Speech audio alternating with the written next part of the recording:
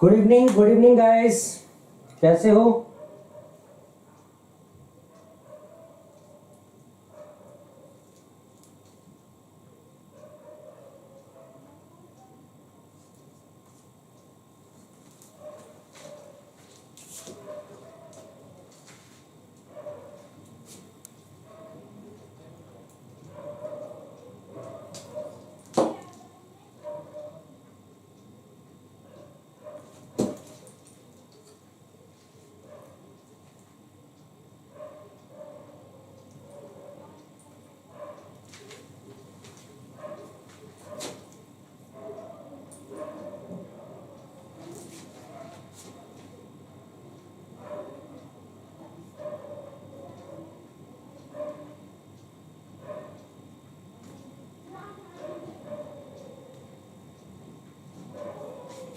चलो शुरुआत करते हैं।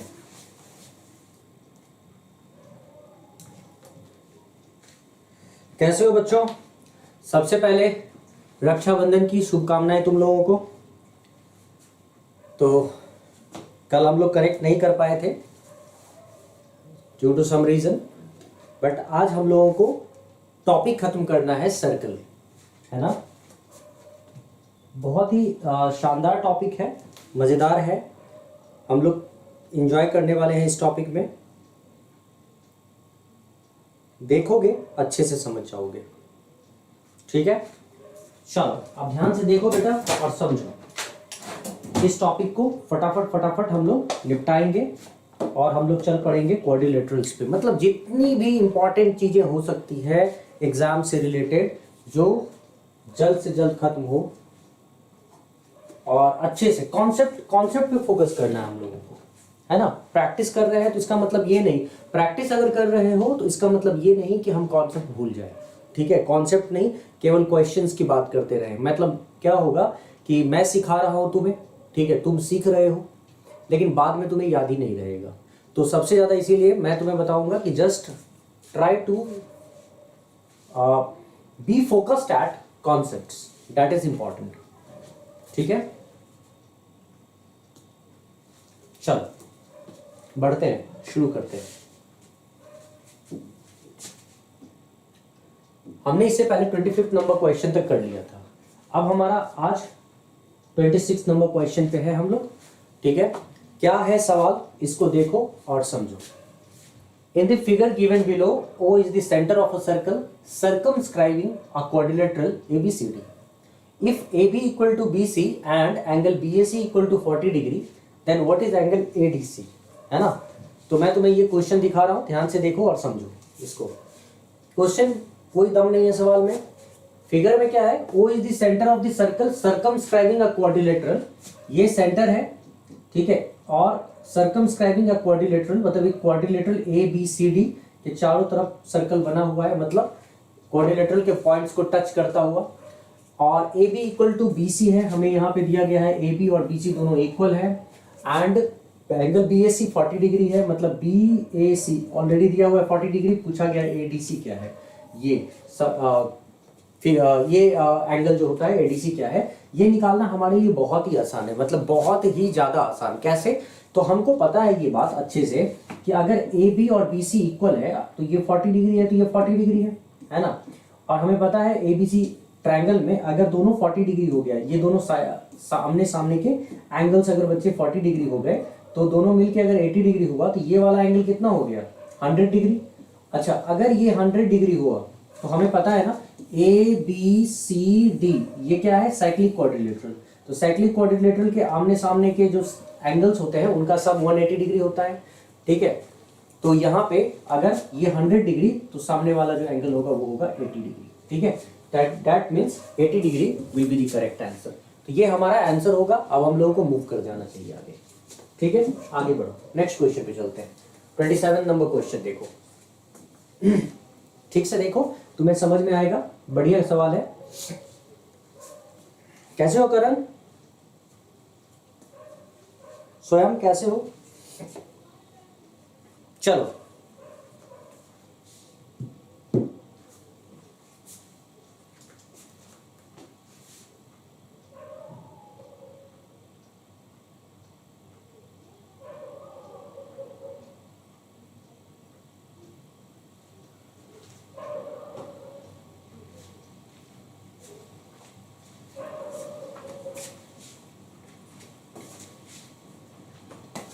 अच्छा, ऑडियो और वीडियो क्लियर है ना?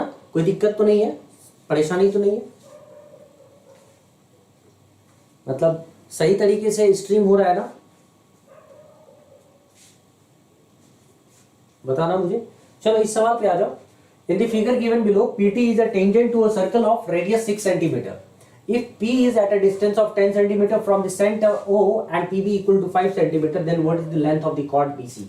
देखो बेटा यहाँ पे सवाल क्या है, ये फिगर है जो दिया हुआ है हम लोगों को, इसमें PT एक टेंजेंट है, ये जो PT है, PT नाम का एक टेंजेंट है, और to a circle of radius 6 centimetre, और इसका रेडियस हम लोगों को 6 सेंटीमीटर दिया हुआ है, ठीक। If P is at a distance of 10 centimetre from the centre, मतलब ये जो है ना सेंटर से P का जो डिस्टेंस है वो 10 सेंटीमीटर का है, मतलब यहां से यहां तक क्या है, ये 10 सेंटीमीटर का है, ठीक है, 10 सेंटीमीटर का। और PB इक्वल टू 5 सेंटीमीटर, ये जो देख रहे हो ना PB, ये है 5 सेंटीमीटर, ठीक। Then what is the length of the chord BC? तो हमसे पूछा जा रहा है कि BC का, ये जो कॉर्ड BC है ना, इसका लेंथ क्या होगा, ठीक है, इसका लेंथ क्या होगा। तो अगर हम इस तरह के सवाल को करना चाहते हैं तो बहुत ही इजीली कर सकते हैं। कैसे करेंगे? तो अब तुम यहाँ इस चीज को देखो और समझो, समझना है इसको।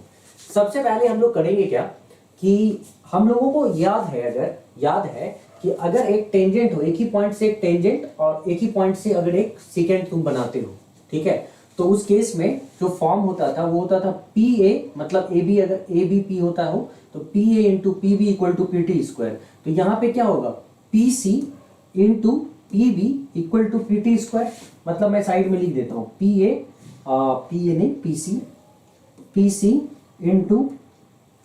Into PB equal to PT square.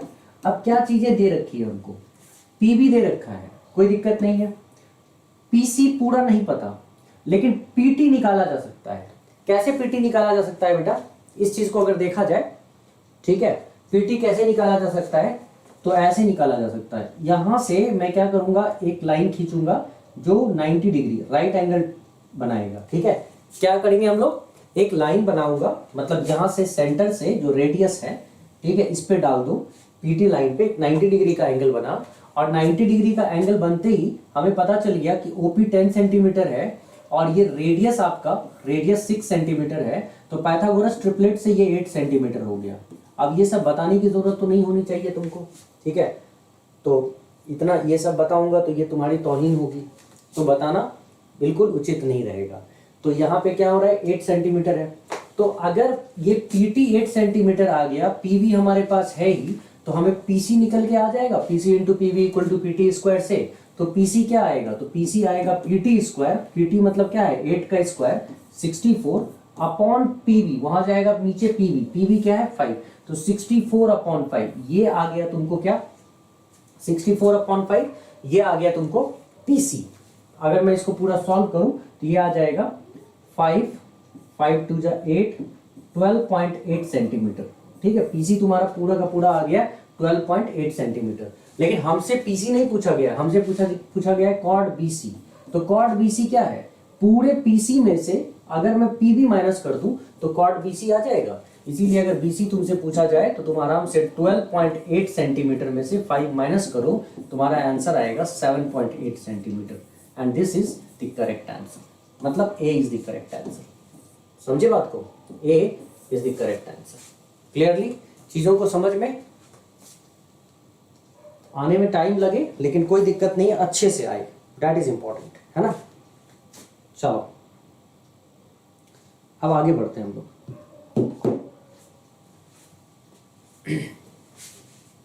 Next question में आ जाओ।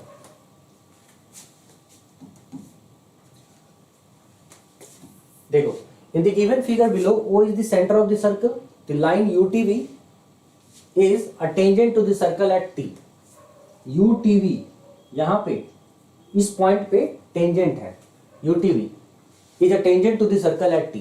Angle VTR, एंगल VTR मतलब ये पूरा एंगल VTR, ये पूरा एंगल कितना दिया हुआ है बेटा 52 डिग्री, तो ये पूरा एंगल दिया हुआ है 52 डिग्री, ठीक है। And angle PTR, triangle PTR is an isosceles triangle. ये जो PTR है ये आइसोसेलेस ट्रायंगल है। Such that TP equal to T R, और वो ऐसे है कि टीपी, ठीक है, टी आर के बराबर है, टी आर के। तो इसका मतलब अगर ये एक्स है एंगल तो ये भी एक्स है। खैर इसकी जरूरत पड़ेगी तो देखेंगे, नहीं जरूरत पड़ेगी तो कोई बात नहीं है। Triangle what is angle X Y Z, मतलब अगर आपका ये है एंगल एक्स, ये है वाई, और ये है यहाँ पे ये है जेड, तो ये तीनों का अगर सम करेंगे तो आंसर क्या होगा। तो कोई अगर इस सवाल का मुझे जवाब दे फटाफट, ठीक है, तो इतने समय में तो आंसर करने के लिए काफी रहेगा। देख लो, ट्राई करके देखो, अगर हो जाए तो अच्छी बात है, अगर नहीं हुआ तो फिर मैं बताता हूं। एक बार ट्राई करके देखो तो बेटा फटाफट।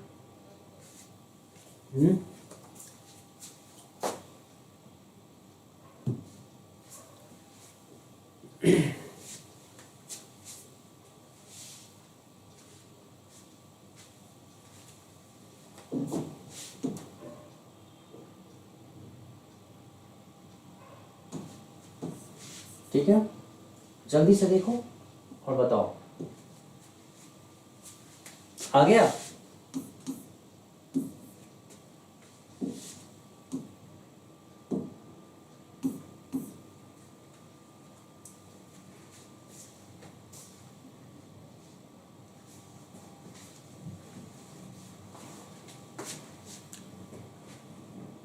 ओके, खबर की खबर। How are you dear?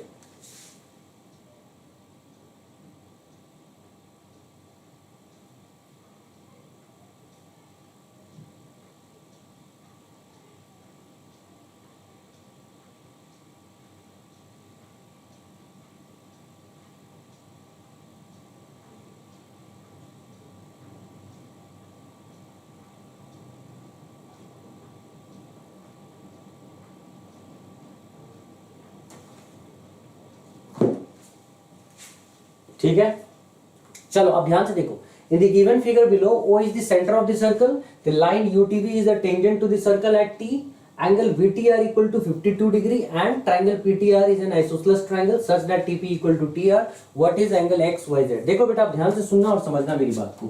सबसे पहले मुझे अगर ये एंगल निकालना पड़ा X, तो मैं क्या करूंगा, मुझे अगर ठीक से देखने को मिल रहा है यहाँ पे, तो मैं यहाँ पे देख पा रहा हूं कि अगर ये टेंजेंट है, UTV टेंजेंट है, और मैं इसको इसे कॉर्ड की तरह लूं, ठीक है, ये जो टी आर है वो कॉर्ड की तरह लूं, तो ये जो तुमने देखा ना एंगल यहाँ पे VTR अगर 52 डिग्री है तो ये X भी 52 डिग्री होगा इन एंगल्स इन अल्टरनेट सेगमेंट से। कैसे होगा कि अगर ये 52 डिग्री है तो ये भी 52 डिग्री होगा, एंगल्स इन अल्टरनेट सेगमेंट। और अगर अल्टरनेट सेगमेंट में ये 52 X आ गया 52, मतलब यहाँ पे मुझे चाहिए X Y Z, तो x आ गया 52 डिग्री, मैं 52 डिग्री लिख देता हूं। अब मैं y की खोज में निकल पड़ा हूं, ठीक है, तो अगर ये 52 डिग्री तो यहां भी 52 डिग्री होगा, बट इसकी जरूरत फिलहाल हमको नहीं है। अभी हम क्या करने वाले हैं, y निकालने वाले हैं। तो y कैसे निकालेंगे, y हम ऐसे भी निकाल सकते हैं, ये 52 डिग्री है तो ये भी 52 डिग्री है, ठीक है, और अगर ये 52 डिग्री है, ध्यान से सुनना, 52 डिग्री है तो 52 52 टोटल कितने हो गए यहाँ पे 104, राइट। और अगर ये 104 है तो बचा हुआ ये पूरा ट्रायंगल में एरिया एंगल कितना हो गया, ये हमारा हो गया, अगर मैं 180 में से 104 माइनस करूंगा तो ये हो जाएगा 76, ठीक है। और ये अगर पूरा 76 है ना बेटा, ध्यान से सुनना मेरी बात को, ये एंगल अगर पूरा 76 है तो चूंकि ये सेंटर से पास करता हुआ इसको यहाँ पे सेंटर से निकाल के हम लोग यहाँ पे टेंजेंट तक कनेक्ट कर रहे हैं, इसीलिए ये इस एंगल को बाइसेक्ट भी कर देगा, आधा आधा एंगल को हाफ हाफ में डिवाइड कर देगा। और जब अगर एंगल को हाफ हाफ में डिवाइड कर रहा है बच्चे, तो इसका मतलब ये हुआ कि अगर ये पूरा का पूरा 76 है तो ये y कितना हो जाएगा 38। तो मैं y की वैल्यू यहाँ पे क्या लिखूंगा 38 डिग्री, आराम से लिख लो यहाँ पे 38 डिग्री, ठीक है। और भी तरीके हैं इसको 38 डिग्री फाइंड आउट करने के, ये कोई बहुत बड़ी बात नहीं थी, ठीक है। तो अब यहाँ पे ये तो हो गई दूसरी बात। तीसरी चीज अगर हमको यहाँ पे z फाइंड आउट करना है, that means we have to find out z। z कैसे फाइंड आउट करोगे बेटा, तो अब तुम यहाँ पे देखो और समझो z फाइंड आउट करने का सबसे बेहतरीन तरीका क्या होगा हमारा, ठीक है। हम क्या करेंगे यहाँ पे कि अगर मैं इसको देखूं ठीक से, इस क्वाड्रिलेटरल को, कौन से क्वाड्रिलेटरल भाई, TMRQ, मतलब इस क्वाड्रिलेटरल को, यहाँ से Q से लेकर T तक जो लाइन कनेक्ट कर रहा है, फिर T से M तक और M से R तक, तो ये भी साइक्लिक क्वाड्रिलेटरल है। ठीक है, ये है साइक्लिक क्वाड्रिलेटरल। तो इस साइक्लिक क्वाड्रिलेटरल में अगर मैं ये वाला एंगल फाइंड आउट कर लूं, ठीक है, ये वाला एंगल कौन सा, TQR, तो TQR के जस्ट सामने ये एंगल Z आया कि नहीं आया, मतलब TMR आया कि नहीं आया। तो ये मैं बहुत ही इजीली फाइंड आउट कर सकता हूँ। कैसे फाइंड आउट कर सकता हूँ, तो दिखाता हूँ मैं। देखो तो यहाँ पे सबसे पहले तो मैं करूंगा क्या, मुझे ये बात अच्छे से पता है कि ये वाला जो एंगल है ना, मतलब ये पूरा का पूरा एंगल है ना 52 डिग्री है। समझना मेरी बात को, ये पूरा एंगल 52 डिग्री है।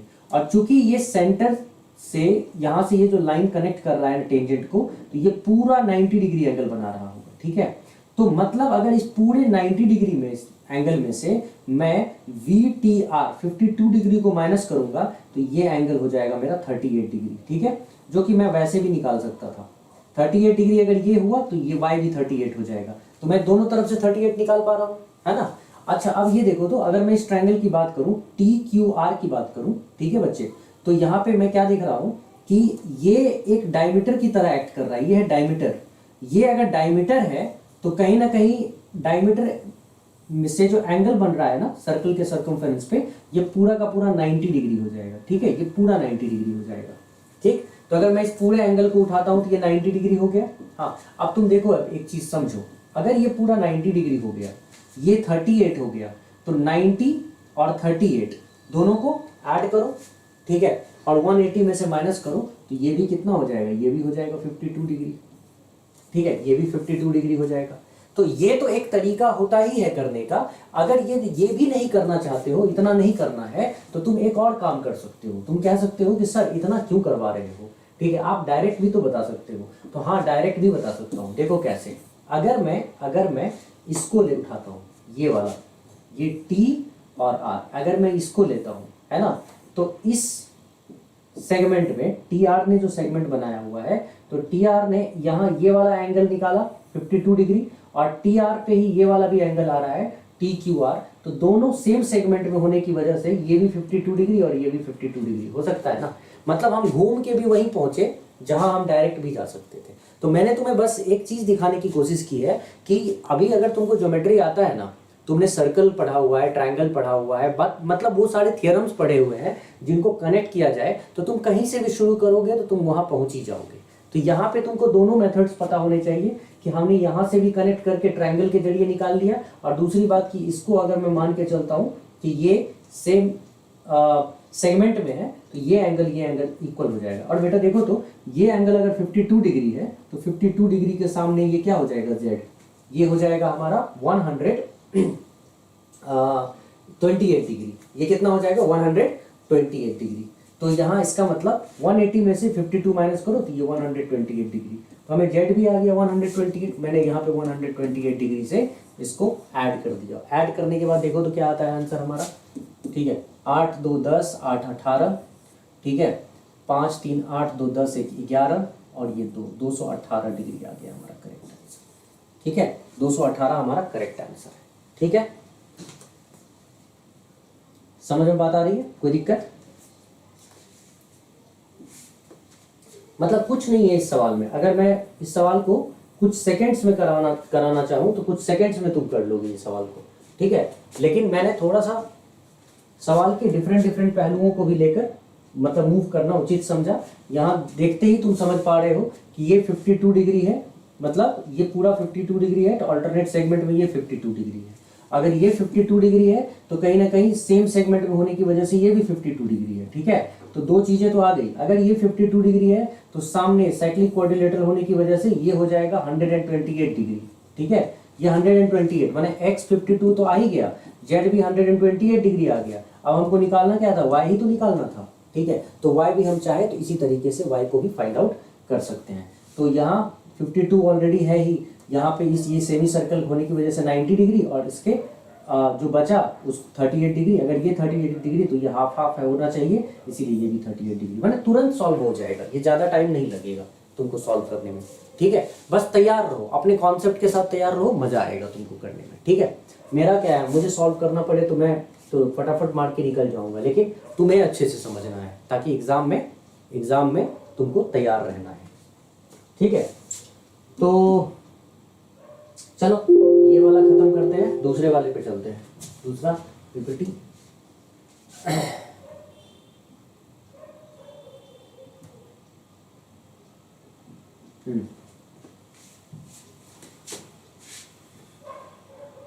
हाँ आ जाओ, इस क्वेश्चन को देखो स्पीड में।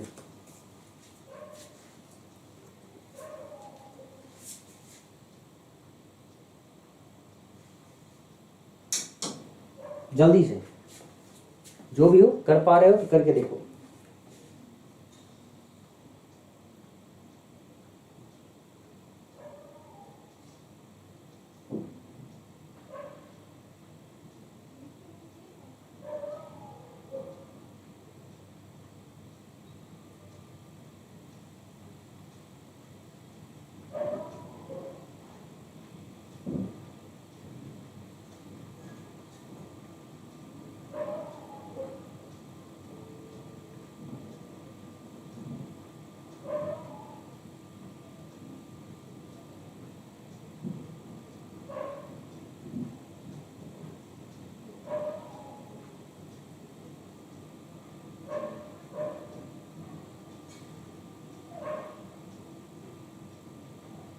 ठीक है, आ गया।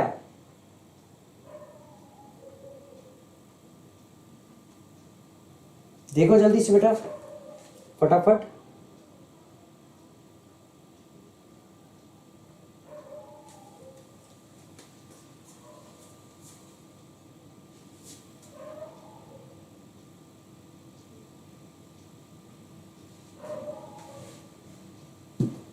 चलो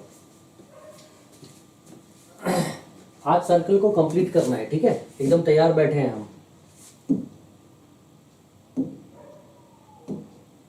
फटाफट करो।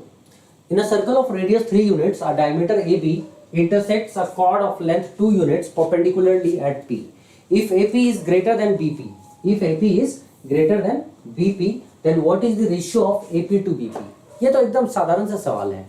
देखो करना क्या है इस सवाल में, थोड़ा सा समझो सवाल को। सवाल तुम्हारे हाथ में पकड़ में है, अगर तुम थोड़ा सा समझ लेते हो तो। एक in a circle of radius 3 units, एक सर्कल है जिसका रेडियस 3 यूनिट्स और डायमीटर AB, ठीक है, intersects a chord of length 2 units perpendicularly at P। मतलब ये कह रहा है कि अगर मैं पहले मान लो बना लेता हूँ एक सर्कल, ठीक है, ये है सर्कल सपोज, थोड़ा सा टेढ़ा मेढ़ा बन जाता है लेकिन कोई नहीं, चलेगा,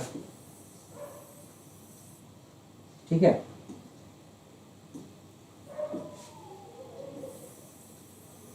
ठीक है, चलो ये है सर्कल, है ना। अब अगर ये सर्कल है हमारा और हमें पता है कि अ circle of radius 3 units, diameter AB, देखो बेटा यहाँ पे सुनना, ये है डायमीटर AB नाम का डायमीटर, A और B, इसका मतलब ये सेंटर से पास कर रहा है, ठीक है, सेंटर से, O नाम का सेंटर मान लो। अच्छा, कॉर्ड, इसमें क्या होता है, intersects a chord of length 2 units perpendicularly at P। मतलब इसने क्या किया कि एक कॉर्ड जिसका लेंथ 2 यूनिट्स है, माने ये कॉर्ड है, ठीक है, जिसका नाम मैं रख देता हूँ CD, और इस कॉर्ड का, और यहाँ पॉइंट रख देता हूं मैं E, तो इस कॉर्ड का E नहीं P के पे हो रहा है परपेंडिकुलरली एट P, माने ये P ऑलरेडी पॉइंट दिया हुआ है, तो मैंने यहाँ पे P रख दिया, ठीक है, मान लो कि यहाँ पे P रख दिया। आप सुनना मेरी बात को, अगर ये कॉर्ड जो CD जिसको तुम कह रहे हो, ये परपेंडिकुलरली डिवाइड हो रहा है डायमीटर से, परपेंडिकुलरली डिवाइड हो रहा है डायमीटर से, और ये कॉर्ड CD 2 यूनिट का है, तो तुम्हें पता है ना परपेंडिकुलरली डिवाइड होने पर क्या होता है कि कॉर्ड भी दो पार्ट्स में, इक्वल पार्ट में बढ़ जाता है। इसका मतलब दोनों, ये भी 1 यूनिट हो गया, ये भी 1 यूनिट हो गया, ठीक है। एक चीज तो ये हुई। दूसरी चीज क्या होती है कि ये अगर मैं O और C को कनेक्ट कर देता हूं, AP इज ग्रेटर देन, यहाँ पे ऑलरेडी बोला गया है कि AP ग्रेटर देन PB है, तो हमसे पूछा जा रहा है कि ratio of AP to BP, माने AP का लेंथ और BP मतलब PB का लेंथ का रेशियो फाइंड आउट करना है। तो मुझे इस तरह का सवाल अगर करना पड़े तो मैं कैसे करूंगा, ठीक है, स्वयं का आया है B, ओके, तो मैं देखो कैसे करूंगा। मैंने OC को कनेक्ट कर दिया, तो OC को कनेक्ट किया तो OC तो रेडियस हुआ ना, और रेडियस 3 यूनिट है, तो बेटा रेडियस 3 यूनिट है, परपेंडिकुलर 1 यूनिट है, तो ऑफ कोर्स ये कितना हो जाएगा, 3 3 9, 9 में से 1 गया, 8 8 के ऊपर रूट चला दो, ये √8 यूनिट, ठीक है। √8 यूनिट हो गया, मतलब ओपी हो गया तुम्हारा √8 यूनिट, ठीक। और तुम्हें अच्छे से पता है ये चीज कि अगर तुमको एपी निकालना है तो एपी का मतलब यहां पे हमें क्या निकालना है, AP is to BP, AP is to BP. तो अब तुमको ये समझ में आ गया कि एपी तक अगर पहुंचना है तो एओ क्या था, एओ हमारा क्या था 3 यूनिट, मतलब रेडियस था। और उसमें अगर मैं ओपी जोड़ देता हूं √8, हाँ, तो ये हो जाएगा पूरा एपी। तो एपी इक्वल टू हमारा क्या हो जाएगा 3 + √8, ठीक है, इज टू, उसी में अगर किसी ने हमसे पीबी पूछा, बीपी, तो मैं पूरा का पूरा बीपी अगर निकालने को कहोगे तो मैं क्या करूंगा, मैं पूरा ओबी में से, ओबी हमारा क्या है 3 यूनिट, हाँ, ओबी में से अगर मैं √8 मैंने ओपी माइनस कर देता हूं, पूरा ओबी में से ओपी माइनस हुआ तो अपने आप पीबी आ गया, तो इसका मतलब 3 - √8 हो जाएगा। मतलब कौन सा answer, B is the correct answer. बड़ा ही आसान सा सवाल था ये, इसमें कोई दम नहीं था सवाल में, ठीक है, बी करेक्ट आंसर है। चलो आगे बढ़ते हैं हम लोग, नेक्स्ट क्वेश्चन पे आ जाओ, ठीक है। इस क्वेश्चन को करो, आसान सा क्वेश्चन आया, फटाफट करो।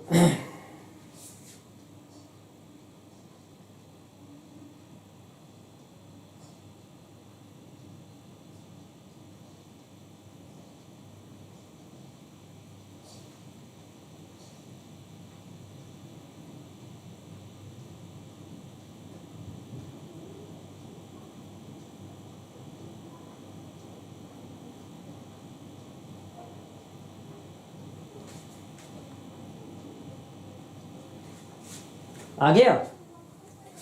If two tangents inclined at an angle 60 degree are drawn to a circle of radius 3 centimeter, then what is the length of each tangent? आसान आसान, बहुत आसान सवाल।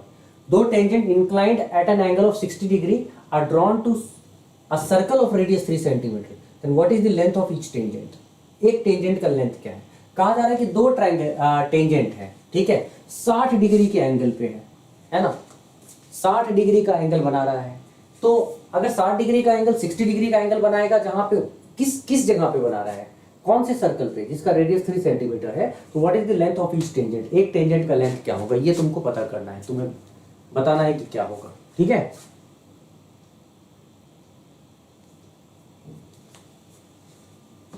क्या आया सौरभ, सी। चलो आओ चेक करते हैं, जरा देखते हैं, ध्यान से देखो। देखो एक सर्कल है, हमें बोला जा रहा है कि दो टेंजेंट है, एक ये और दूसरा ये, और ये इक्वली इंक्लाइंड है, इक्वली इंक्लाइंड है, ठीक है। दो टेंजेंट है, टेंजेंट का नाम रख लो, मान लो कि ये P है, ये A है, ये B है, तो PA और PB ये क्या है 60 डिग्री, माने ये 60 डिग्री हमने यहाँ पे रख लिया, ठीक है, 60 डिग्री। अच्छा रेडियस 3 सेंटीमीटर है, तो what is the length of each tangent. तो अगर रेडियस 3 सेंटीमीटर है तो एक टेंजेंट का लेंथ क्या होगा। एक बात बताओ, मान लो कि ये सेंटर है मेरा, ठीक है, तो मैंने क्या किया, यहां से यहां तक कनेक्ट किया, यहां से यहां तक इसको कनेक्ट किया, 3 सेंटीमीटर का रेडियस को, ओ मान लो इसको, ठीक है। अगर मैंने 3 सेंटीमीटर का रेडियस इसको यहाँ पे लिखा और ये ओ है, अगर मैं ओ से इसको कनेक्ट करता हूँ पी को, तो हमें अच्छे से पता है, अच्छे से पता है कि ये जो एंगल है ना, तो वो 2 इक्वल पार्ट्स में बढ़ जाएगा, क्योंकि ये angle O P A equal हो जाएगा ओ पी बी के। तो ये जो ये वाला जो एंगल आ गया, वो आ गया तुम्हारा 30 डिग्री, ठीक है, तो 30 डिग्री। तो अब तुम्हें निकालना क्या है बच्चे, निकालना है ए पी, माने लेंथ ऑफ ईच टेंजेंट। तो किसी भी टेंजेंट का अगर लेंथ निकालना चाहते हो, तो एक बात बताओ, एंगल तुम्हारा ये वाला जो एंगल है, ये वाला जो तुम्हारा एंगल है, ये वाला ट्रायंगल ओ ए पी में वो 30 डिग्री है, और 30 डिग्री के जस्ट सामने की बात करोगे तो सामने यहाँ पे 90 डिग्री है, यहाँ पे 90, तो जाहिर सी बात है ये परपेंडिकुलर हो जाएगा, ठीक है, थीटा के सामने परपेंडिकुलर, और जो निकालना है वो क्या बन जाएगा तुम्हारा, वो बन जाएगा तुम्हारा बेस। तो perpendicular is O A that is 3 centimetre upon base is A P, ठीक है, इक्वल टू क्या, tan 30 डिग्री दैट इज 1/√3। तो ए पी इक्वल टू क्या आ गया 3√3 centimetre, correct answer, 3√3 centimetre is the correct answer, ठीक है। समझे कि नहीं समझे, दिखाओ जरा क्या लिखे हो, गलत आंसर है, जल्दी से ठीक करो इसको। अब समझ में बात आई,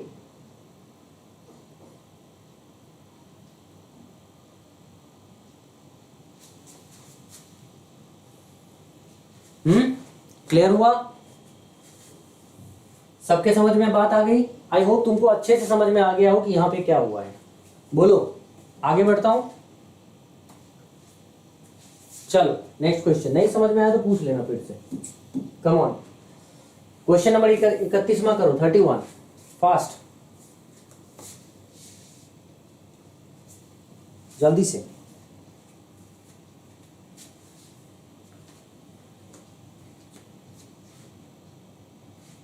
ओके ओके, कोई बात नहीं बेटा, ठीक हो गया ना आप?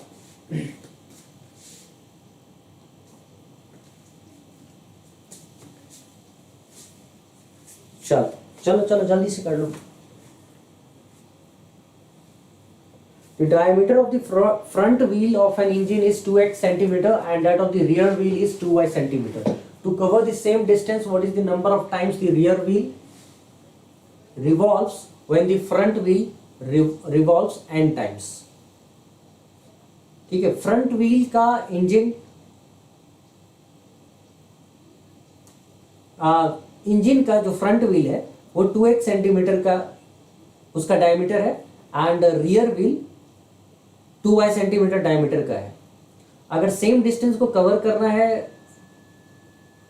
ठीक है, तो रियर व्हील को कितना रिवॉल्व करना पड़ेगा अगर फ्रंट व्हील ने n टाइम्स रिवॉल्व किया है तो?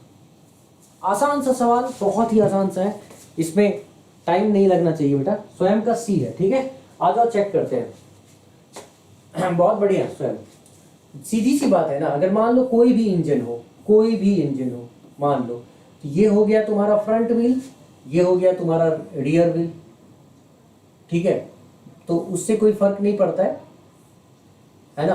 अब हमको क्या है कि पहले ही व्हील का अगर मैं देखता हूं तो यहाँ फ्रंट व्हील का अगर डायमीटर 2x है, समझना बेटा, diameter of the front wheel अगर 2x है तो ऑफ कोर्स इसका जो रेडियस होगा वो x होगा, बाय 2 कर दो, रेडियस x होगा। और अगर इसका रेडियस x है तो व्हील का जो रोटेशन है, ठीक है, एक बार अगर व्हील रोटेट करेगा तो एक बार अगर मूव करेगा पूरा सर्कमफेरेंस को तो उसका उसने एक रेवोल्यूशन में उसने जो डिस्टेंस कवर किया है वो होगा सर्कमफेरेंस ऑफ द व्हील, ठीक है। तो अगर वो सर्कमफेरेंस ऑफ द व्हील होगा तो सर्कमफेरेंस ऑफ व्हील क्या होता है 2πr, और यहाँ पे r क्या है x, तो इसका मतलब जो फ्रंट व्हील है उसने कितना कवर किया 2πx कवर किया, मतलब रेडियस उसका x हो जाएगा, तो 2πx। अच्छा, एक रेवोल्यूशन में एक बार जो सर्कमफेरेंस पे ये मूव कर रहा है तो इसने 2πx डिस्टेंस ट्रेवल किया। तो अगर इसने n टाइम्स मूव किया, n बार मूव किया बेटा, तो कितना हो गया टोटल, कितना डिस्टेंस ट्रेवल कर लिया? अगर एक बार में 2πx तो n बार में 2πxn, इतना डिस्टेंस ट्रेवल किया। अच्छा, अब हम बात करते हैं किसकी? अब हम बात करते हैं पुराने वाले रियर व्हील की, मतलब पूरा पीछे वाले व्हील की। अब पीछे वाला व्हील का क्या है यहाँ पे डायमीटर भाई 2y, तो 2y डायमीटर है तो 2 से डिवाइड कर लो, इसका मतलब रेडियस क्या है y।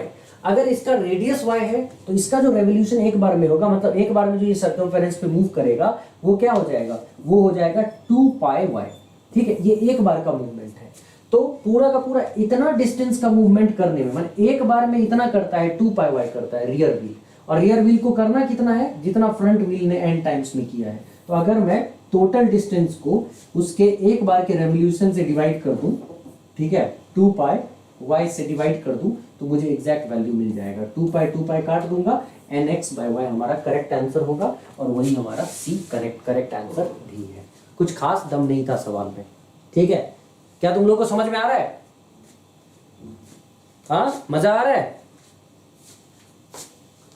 सवाल करो, एकदम गजब कहर कर दो। इस बार सीडीएस का एग्जाम देने जा रहे हो बेटा, सीडीएस के एग्जाम में इस तरह के क्वेश्चन का कॉन्सेप्ट अच्छे से समझ लोगे ना तो कैसा भी क्वेश्चन आएगा आराम से निपटा दोगे, बहुत आराम से, है ना। इसीलिए ध्यान से देखो, सीखो, समझो, कोई प्रॉब्लम हो तो पूछते चलो। चलो आगे चलता हूं मैं तुम्हें नेक्स्ट क्वेश्चन पे लेकर। आ जाओ, ये आसान सा एक सवाल कर लो, ठीक है। ठीक है, कोई बात। ये थोड़ा सा वैसा क्वेश्चन है कि सर्कल में भी अगर तुम इसको रख सकते हो और मेंसुरेशंस में भी रख सकते हो, है ना। तो मेंसुरेशन और सर्कल दोनों का है, तो कर सकते हो, करके देखो, जल्दी से करके बताओ, फटाफट, स्पीड अप।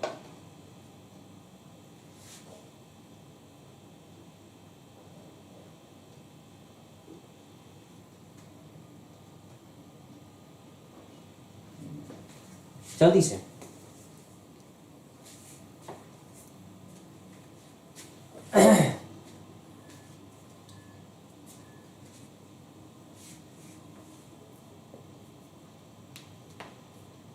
आ गया क्या?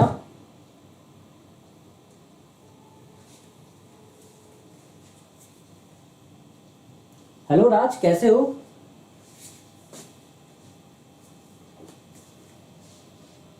क्या हाल चाल बेटा? सुनो, 3 circles each of radius 3.5 centimetre touch one another. 3 circles है जिस और सबका रेडियस 3.5 सेंटीमीटर है, ठीक है, एक दूसरे को टच कर रहा है। तो तुमसे पूछा जा रहा है कि उनके बीच जो एरिया होगा ना सबटेंडेड बिटवीन देम, वो क्या होगा, वो निकालो। ठीक है, ये तुमसे पूछा जा रहा है, निकालोगे? ट्राई करें, सॉल्व करें क्या?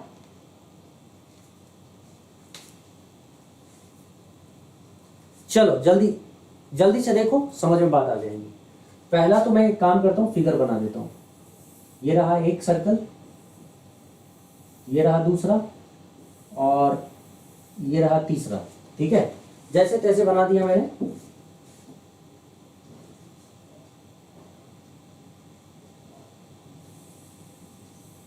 ठीक है, चलो ये रहा तीसरा, मैंने ऐसे तुम मान के चलो।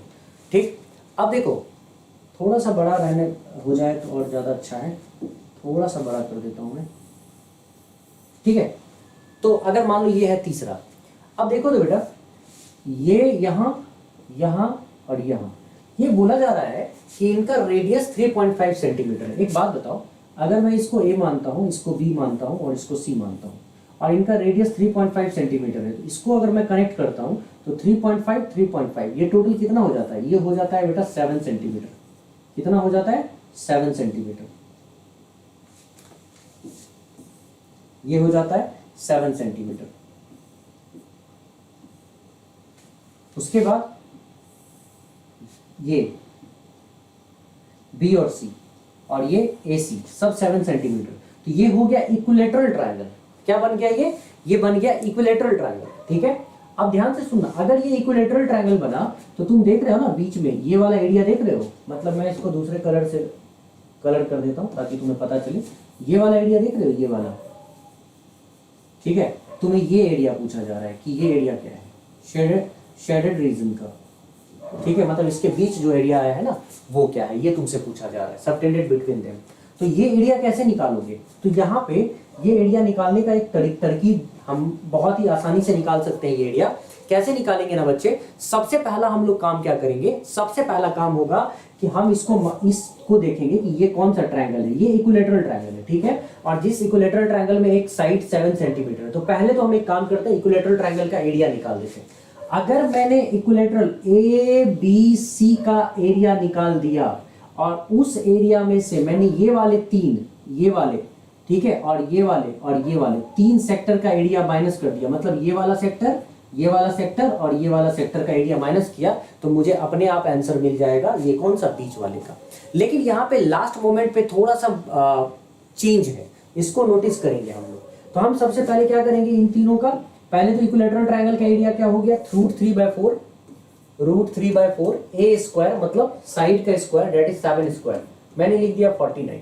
तो ये इक्विलेटरल ट्रायंगल का एरिया हो गया 49 √3/4, ठीक है, सेंटीमीटर स्क्वायर। इक्विलेटरल ट्रायंगल का ये एरिया है। ठीक, अब हम लोग को निकालना है कौन सा एरिया, हमको निकालना है ये एरिया, कौन सा, सेक्टर का। एक बात बताओ, मैं एक सेक्टर का एरिया निकाल के 3 से मल्टीप्लाई कर देता हूं, या फिर मैं एक काम और कर सकता हूं, मैं क्या कर सकता हूं कि मैं देखता हूं यहाँ पे ये कितना, क्योंकि इक्विलेटरल ट्रायंगल है तो ये 60 डिग्री है, और ये 60 है तो बेटा ये भी 60 है, और ये भी 60 है। इसका मतलब अगर मैं तीनों एंगल को जोड़ूं 60 60 60, तो हमारे पास 3 सेक्टर के एरिया को अगर मैं निकालना चाहता हूं तो 60 60 60 का मतलब हो गया 180 डिग्री। इसका मतलब 180 डिग्री का मतलब होता है हाफ सर्कल।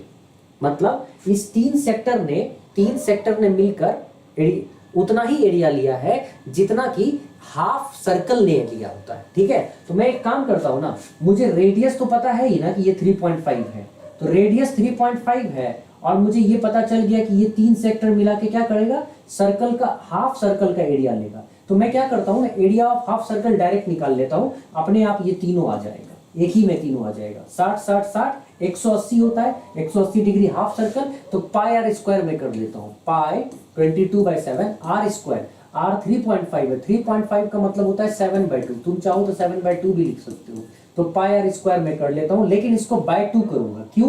क्योंकि पाई आर स्क्वायर बाय 2, क्यों? हाफ सर्कल चाहिए मुझे, तो 1/2 यहाँ पे कर लेता हूँ। तो तुम देखो तो क्या आ रहा है, 7 7 तो वैसे कट ही गया, ठीक है, 2 11 जा, यस ये मैंने लिख लिया, तो 11 × 7, ठीक है 77। पाई को काटना नहीं है क्या, पाई में आंसर है, यहाँ पे पाई में आंसर है, छोड़ दो पाई की वैल्यू को मत काटो, रखो ऐसे, केवल पाई ही रख दो सीधा, ठीक है, पाई 1/2, छोड़ दो पाई मत काटो, ठीक है। तो ये क्या बन गया, 49/8 पाई, 49/8 पाई सेंटीमीटर स्क्वायर। तो मैं क्या करूंगा, इसमें से 49 रूट 3/4 सेंटीमीटर स्क्वायर में से 49/8 पाई सेंटीमीटर स्क्वायर माइनस करूंगा, तो मुझे ये वाला जो पोर्शन है ना शेडेड रीजन का, वो आ जाएगा। और ये मैं कैसे करूंगा, बड़ा ही आसान है, ठीक है। मैं यहाँ पे इसको लिखूंगा रूट 3/4, यहां पे लिखूंगा, देखना अच्छे से, रूट 3/4 और 49 माइनस 49/8 पाई, 49/8 पाई। अब एक बात बताओ, यहां पे भी 49, यहां पे भी 49, अच्छा यहां पे 4 और यहां पे 8, एक काम करूं मैं, दोनों में से 49/8 अगर कॉमन ले लूं मैं, देख ऑप्शन मैं ऐसा क्यों कर रहा हूं, क्योंकि मुझे ऑप्शन में 49/8 कॉमन लेता हुआ दिख रहा है, तो मैं अगर दोनों में से 49/8 कॉमन ले लूं, तो 49/8 कॉमन लेते ही, 8 कॉमन लेते ही देखो तो यहां क्या बचता है, यहां 8 नहीं है, यहां 4 है, तो अगर यहां 4 है और तुमने 8 कॉमन ले लिया, तो ऊपर में तुमको 2 से मल्टीप्लाई करना पड़ेगा, तो रूट 3 तो है ही, 2 से और मल्टीप्लाई कर दोगे तो 2 रूट 3 हो गया, ठीक है। माइनस 49/8 ऑलरेडी ले चुके हो, तो यहां बचा माइनस पाई, तो आंसर क्या हो गया, 49/8 2 root 3 minus pi centimetre square, ये हो गया तुम्हारा करेक्ट आंसर। देखो तो 49/8 2 root 3 minus pi square units, ये हो गया तुम्हारा करेक्ट आंसर, ठीक है। तो अगर समझना चाहोगे, सीखना चाहोगे, तो जल्द से जल्द इस तरह के क्वेश्चंस का आंसर तुम कर सकते हो, नो इश्यूज। आए, चलो आगे बढ़ते हैं हम लोग, है ना। आसान सवाल है, बस बताने में मुझे, देखो ना, तुम अगर ध्यान दोगे तो तुम्हें समझ में आएगा कि मुझे बताने में जो टाइम लग रहा है वही है, नहीं तो देखो तो क्या हुआ, कितने लाइन में हमने लिखा है, एक वहां पे मैंने बताने के लिए लिखा है और दूसरा बस सॉल्व करने के लिए। तो तुम्हें क्या ये सब लिखने की जरूरत है, ये लिखने की अलग जरूरत है क्या, ये लिखने की अलग जरूरत है, एग्जाम में इतना लिखोगे, जाहिर सी बातें नहीं लिखोगे, ये नहीं लिखोगे, ये नहीं लिखोगे, ये बहुत ज्यादा तो थोड़ा सा ये बना के देख लोगे, जरूरत पड़ेगी तो बनाओगे, नहीं तो वो भी नहीं बनाओगे, क्यों? क्योंकि जिनकी प्रैक्टिस होती है वो इतना नहीं करते हैं। तो आखिर क्या करना होगा, बस ये लास्ट स्टेप करते ही तुम्हारा आंसर आ जाएगा। तो यही होता है प्रैक्टिस का importance, more you practice less you right, ठीक है, क्योंकि ब्रेन ही अपना काम सारा का सारा कर देगा, कमाल कर देगा ब्रेन वहां पे, है ना। आगे बढ़ोगे, चलो बेटा नेक्स्ट क्वेश्चन पे हम लोग चलते हैं, अगले सवाल पे। ये है क्वेश्चन नंबर 33, चलो इसको करके बताओ मुझे फटाफट।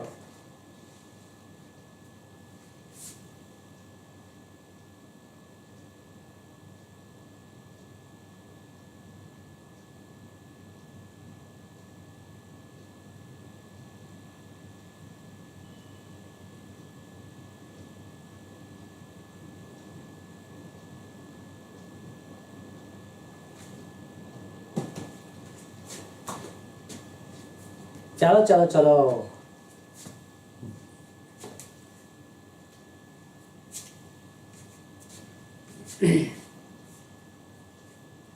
two parallel chords of a circle whose diameter is 13 centimeter are respectively 5 centimeter and 12 centimeter in length.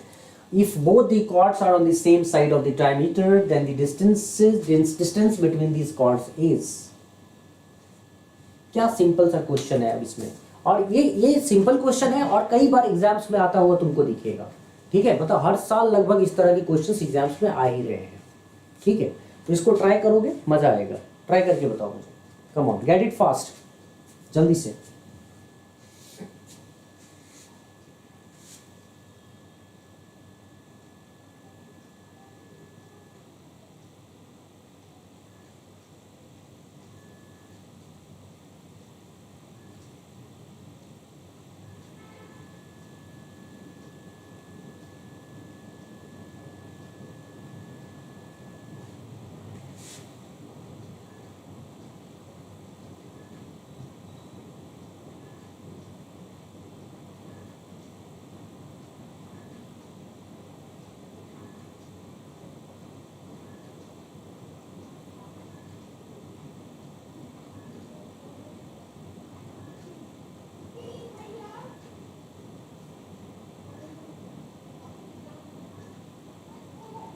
आ गया? डन? आ जाओ करते हैं हम लोग। देखो, two parallel chords of a circle whose diameter is 13 centimeter are respectively 5 centimeter and 12 centimeter in length. If both the chords are on the same side of the diameter, then the distance between these chords is, क्या है भाई? Two parallel chords of a circle, एक circle बना डालो, एक बढ़िया सा प्यारा सा सुंदर सा सर्कल बनाओ, ठीक है? ठीक, अब क्या होता है, इसका डायमीटर तो हमें पता है 13 सेंटीमीटर। अब बताया जा रहा है कि उसमें दो पैरेलल कॉर्ड्स हैं, 5 सेंटीमीटर का और 12 सेंटीमीटर। एक बात बताओ, छोटा सा कॉर्ड बनाओ 5 सेंटीमीटर का और यहाँ बड़ा सा कॉर्ड बनाओ तुम 12 सेंटीमीटर का, और जहां तक हमें पता है कि यहाँ डायमीटर है 13 सेंटीमीटर का, तो डायमीटर बनाते नहीं है तत्काल, बस यहाँ पे ऐसे लोकेट कर देते हैं इसका सेंटर, ठीक है? कि भाई इसका सेंटर अगर ओ हो, और मान लो कि दोनों का मैंने नाम ऐसे रख दिया, इसका नाम रख दिया ए बी, छोटू का नाम ए बी और बड़े वाले का नाम रख दिया सी डी, बड़े भाई का, है ना? अब हम क्या करेंगे, मैं क्या करने वाला हूँ कि यहाँ से एक लाइन खींचने वाला हूँ परपेंडिकुलर, ठीक है? अब परपेंडिकुलर खींचने से क्या हुआ कि यहाँ तो परपेंडिकुलर हो ही गया, यहाँ भी परपेंडिकुलर हुआ और कॉर्ड आधे आधे में बट गया। और जब कॉर्ड आधे आधे में बट गया तो इसका मतलब ए भी क्या था, छोटू का टोटल कितना सेंटीमीटर लेंथ था, 5 सेंटीमीटर। तो जाहिर सी बात है, अगर छोटू का 5 सेंटीमीटर था तो ये हो गया 2.5 सेंटीमीटर, ठीक है? मतलब अगर मैंने इसका नाम m रखा, ओ m हो गया 2.5 सेंटीमीटर, और अगर मैंने इसका नाम n रखा तो बड़े वाले का टोटल 12 था, तो इसका मतलब ये हो गया 6 सेंटीमीटर, ठीक? अच्छा, अब मैं क्या करने वाला हूँ, यहाँ पे इसको कनेक्ट करूंगा। हमें ये बात तो अच्छे से पता है ना कि टोटल डायमीटर अगर 13 सेंटीमीटर है तो यहाँ से यहाँ तक 6.5 सेंटीमीटर, मतलब ओडी कितना है, 6.5 सेंटीमीटर, ठीक है? समझना, ओडी हमारा 6.5 सेंटीमीटर है। अब मैं थोड़ा सा दिमाग लगाऊंगा और इस सवाल को कर दूंगा। मतलब पाइथागोरस ट्रिपलेट याद करो वो दिन जिस समय मैं चिल्ला कर तुम्हें बताया करता था कि पाइथागोरस ट्रिपलेट हमारे लिए क्रांतिकारी साबित होगा जब हम एग्जाम्स में क्वेश्चंस करेंगे, एग्जाम्स के प्रीवियस ईयर क्वेश्चंस करेंगे। एग्जाम में जब क्वेश्चन करने जाते हैं तो चाहे B it of any associated topics, हमें फर्क नहीं पड़ता है कि वो ज्योमेट्री हो, मेंसुरेशंस हो, ट्रिग्नोमेट्री हो, है ना, कई बार अलजेब्रा में, कोई फर्क नहीं पड़ता है बेटा, तुमको हमेशा पूछता है पाइथागोरस ट्रिपलेट पे। और जो बच्चा इतना सा भी जानता है ना पाइथागोरस ट्रिपलेट को, तो वो बताएगा कि हाइपोटेन्यूज अगर 6.5 हो और अगर बेस 6 हो तो कंफर्म हो गया कि ये क्या होगा, 2.5 सेंटीमीटर होगा। ये क्या होगा, 2.5 सेंटीमीटर। क्यों होगा 2.5 सेंटीमीटर, मैं फटाफट में तुम्हें बता देता हूँ, ध्यान से सुनना। तुम्हें पता होगा कि हाइपोटेन्यूज अगर 13 सेंटीमीटर होता है, ठीक है, परपेंडिकुलर 12 होता, बेस 12 होता है तो परपेंडिकुलर 5 हो जाता है, ठीक है? तो तुम यहाँ पे नोटिस करोगे कि ये अगर 6.5 है तो इसका मतलब 6.5 कैसे आया होगा, यहाँ पे 13/2 करके आया होगा, ठीक है? तो उसी तरह अगर 12/2 करोगे तो ये 6 हो जाएगा, ये 6.5 है, ठीक है, तो ये 6 हो जाएगा। उसी तरह 5/2 करोगे तो ये 2.5 हो जाएगा। मतलब कि 13 का आधा किया ये आया, 12 के आधे पे ये आया, तो 5 के आधे पे 2.5 आएगा। इसका मतलब ओ एन का डिस्टेंस हमारा 2.5 है, ये बात कंफर्म हो गया। अब चलो, अगर ओ एन का डिस्टेंस 2.5 है तो मैंने तुरंत निकाल लिया ना, मेरा काम हो गया। कैसे काम हो गया कि अब मैं यहाँ देखूंगा ओ एम बी, तो ओ एम बी में मैं क्या कर रहा हूँ कि अगर मैं इसको कनेक्ट कर दूं फिर से, तो ये तो रेडियस है ना, रेडियस तो 6.5 ही रहेगा। तो यहाँ पे क्या हुआ कि ओ बी 6.5 है, लेकिन इस बार एम बी 2.5 है, तो ऑफ कोर्स यहाँ से यहाँ तक क्या हो जाएगा, यहाँ से यहाँ तक 6 हो जाएगा, ठीक है? मतलब ये 6.5 13/2, ये 5 है 5/2, तो ये 12/2, तो ये पूरा ओ एम आ गया 6, जिसमें ओ एन आ गया 2.5। तो 6 में अगर मैं 2.5 माइनस कर दूं तो ये जो यहाँ तक का डिस्टेंस है वो आ जाएगा 3.5। इसीलिए 3.5 will be the distance between two chords. अब समझ में बात आई कि नहीं आई? हाँ बोलो, ना बोलो, जो बोलना है बोलो, लेकिन बोलो जल्दी। समझ में बात आई कि नहीं आई?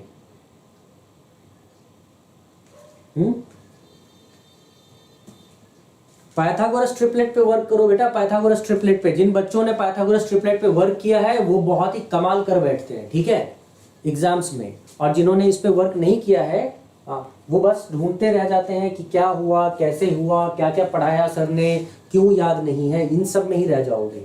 ठीक है, so work on Pythagoras triplet. चलो, Pythagoras triplet is very important. 34th number question करो बेटा, फटाफट करो, get me the answer fast. 34th,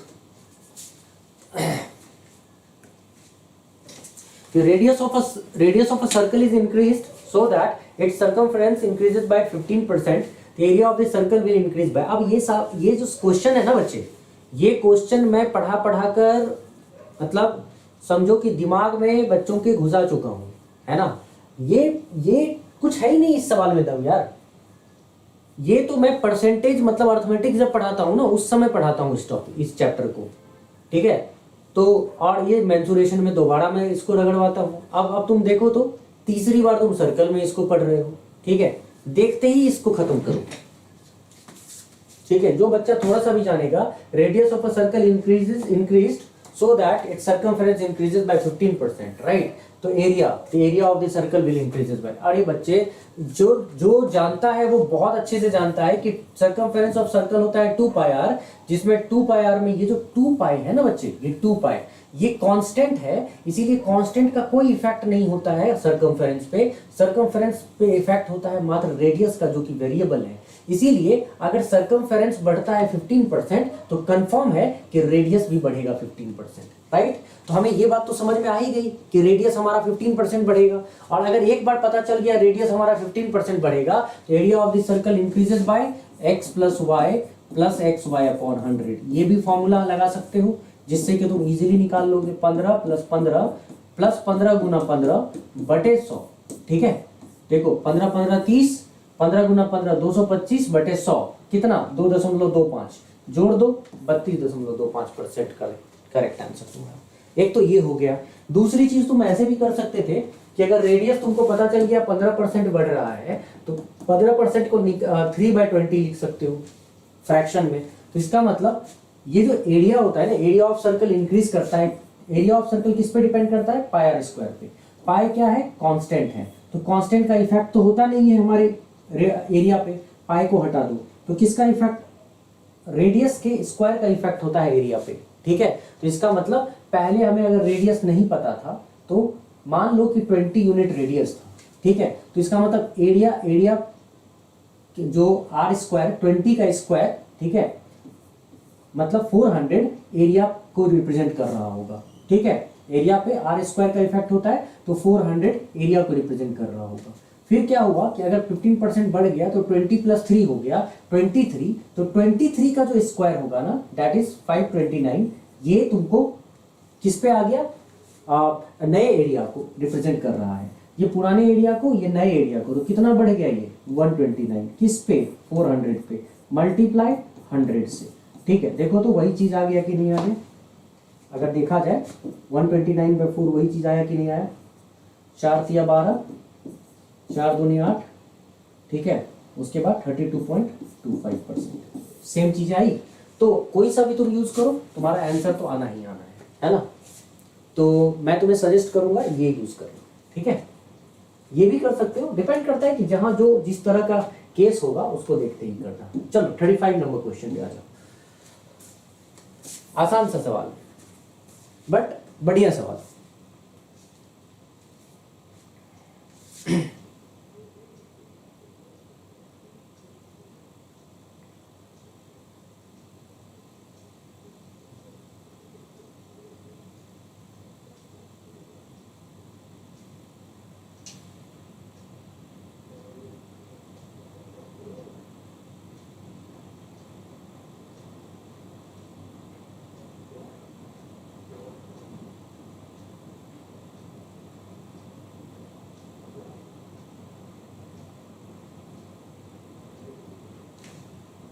ठीक है, आ गया। In the figure given below, d is the diameter of each circle. What is the diameter of the shaded circle? मतलब ये वाला shaded circle का डायमीटर तुम्हारा क्या होगा ये बताना है। बड़ा ही आसान सा सवाल है, इतना दम नहीं है सवाल में। अगर तुम जल्दी से करना चाहो तो जल्दी से जल्दी कर लोगे। ये थोड़ा मेंसुरेशन का भी क्वेश्चन हो जाता है, ठीक है, ये मेंसुरेशन के क्वेश्चन में भी इसको हम कंसीडर कर सकते हैं।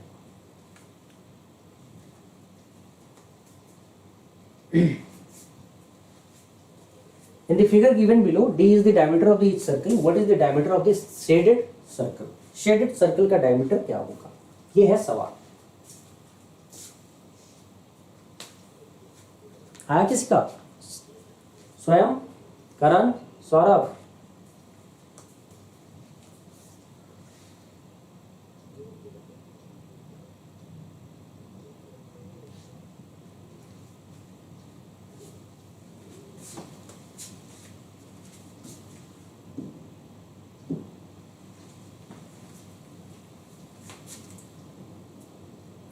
In the given figure, in the figure given below, D is the diameter of each circle. What is the diameter of the shaded circle?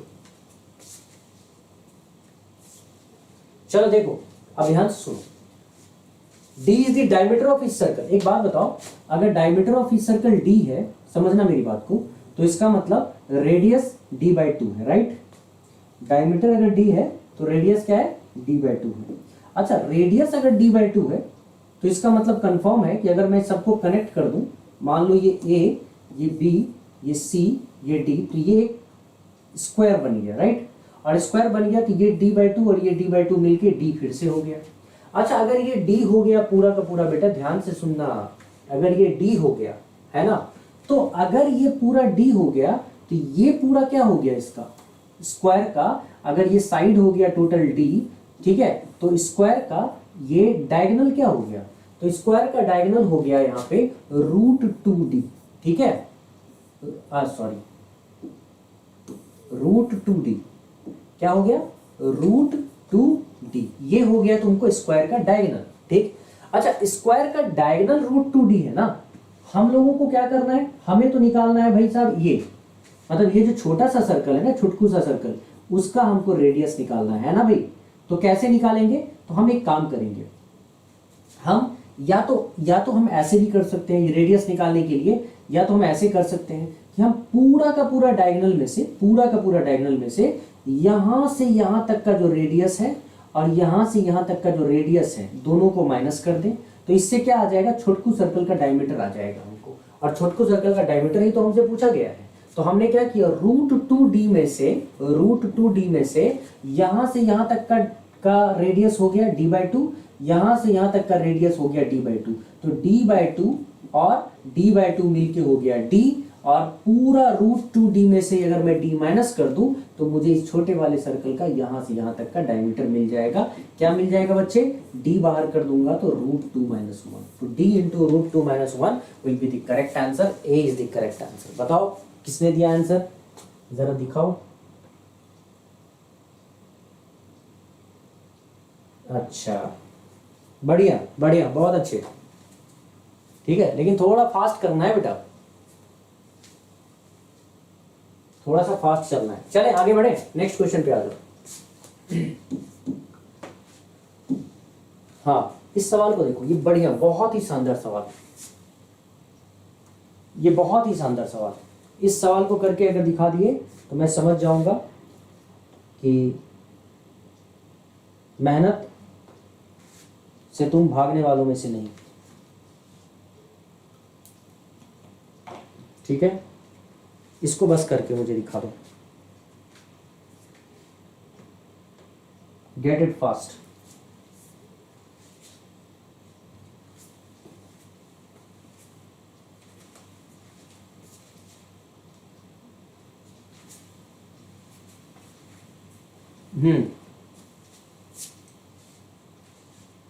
चलो जल्दी से। Two straight lines AB and AC include an angle. A circle is drawn in this angle which touches both these lines. One more circle is drawn which touches both these lines as well as the previous circle. If the area of the bigger circle is 9 times the area of the smaller circle, then what must be the angle A? Then what must be the angle A?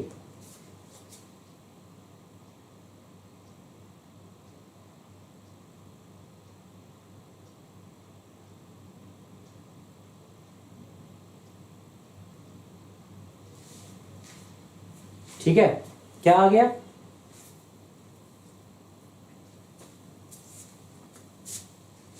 Question में दम है भाई, ऐसा नहीं है कि उठा के कोई भी इसको उठेगा सुबह सुबह, पढ़ा ना लिखा हो, कभी प्रैक्टिस करता ना हो, क्वेश्चन देखा और निपटा दिया, ऐसा नहीं है।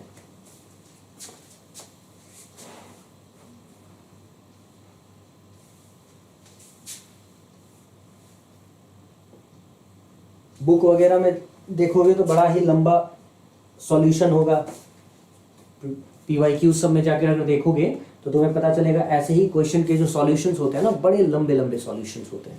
तो इतना बड़ा लंबा लंबा सॉल्यूशन तो करने का कोई मतलब ही नहीं बनता है ना, ठीक है।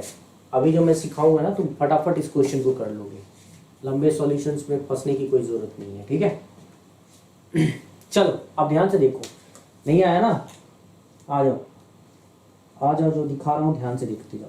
सुनो बेटा, two straight lines A B and A C include an angle.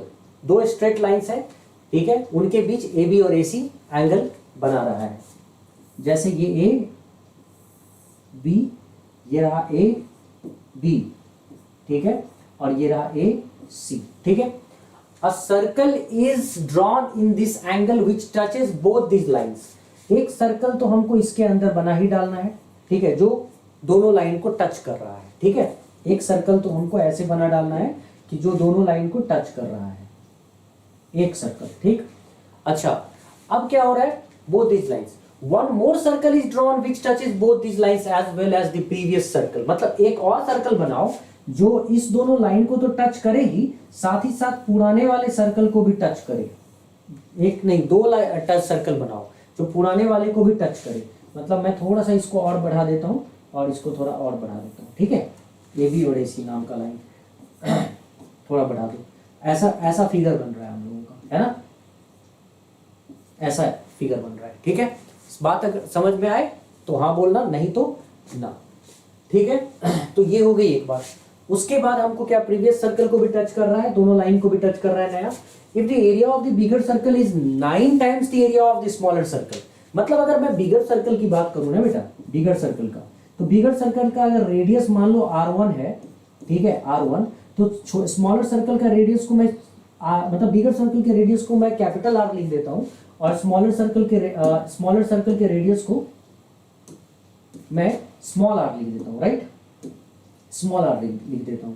तो मुझे क्या दिख रहा है यहाँ पे कि area of the smaller circle, ठीक है, area of the bigger circle वो एरिया ऑफ स्मॉलर सर्कल का 9 टाइम्स है, ठीक है। तो अब हमसे क्या पूछा गया जा रहा है, then what must be angle A. तो बताओ एंगल ए क्या है, एंगल ए क्या है, ठीक है, ये बताया जा रहा है। अब मैं एक काम करता हूं, मैं यहाँ पे नहीं, तुम्हें एक नए और अच्छे वाले पेज में इसको अच्छे से समझाता हूँ, बढ़िया तरीके से, शानदार तरीके से। और देखो ये सवाल कितना मजा कर आएगा तुम्हें सॉल्व करने में, ठीक है। मैंने क्या किया,